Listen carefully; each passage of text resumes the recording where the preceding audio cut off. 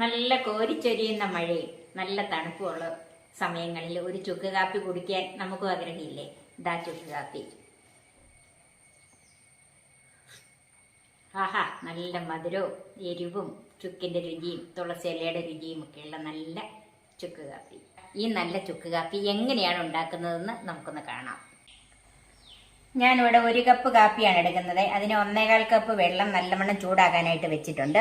ഇനി അതിലേക്ക് 1/2 ടീസ്പൂൺ മല്ലി ചതച്ചത്, 2 ഏലക്ക ചതച്ചത്, 1/2 ടീസ്പൂൺ കുരുമുളക് ചതച്ചത്, 1 കഷ്ണം ചുക്ക് ചതച്ചത്, ഒരു 4, 5, 6 ഒക്കെ തുളസി ഇല. ഇത് നമുക്ക് അടച്ചു വെച്ച് തിളപ്പിക്കാം. ഇപ്പം 5-6 മിനിറ്റ് ചെറുതീയിൽ കിടന്ന് തിളച്ചതിലേക്ക് 3/4 ടീസ്പൂൺ കാപ്പിപ്പൊടി. ഇത് കട്ടൻ കാപ്പി എടുക്കുന്ന അത്തരം പൊടിയാണ്, ഇൻസ്റ്റന്റ് പൊടിയൊന്നും ഉപയോഗിക്കരുത്. അതിലേക്ക് മധുരത്തിന് ആവശ്യമായ ശർക്കരയാണ് ഞാൻ ചേർക്കുന്നത്. ഇത് 1.5 ടേബിൾ സ്പൂൺ ശർക്കരയുണ്ട്. ഇത് ചെറുതീയിൽ തന്നെ ഒരു 2 മിനിറ്റും കൂടി ഒന്ന് തിളയ്ക്കണം. അപ്പം നമുക്ക് ഈ ശർക്കരയൊക്കെ അടുത്തൊന്ന് നോക്കാം.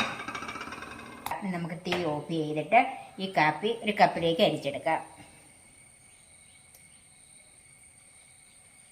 നമ്മുടെ ചുക്ക് കാപ്പി റെഡിയായി.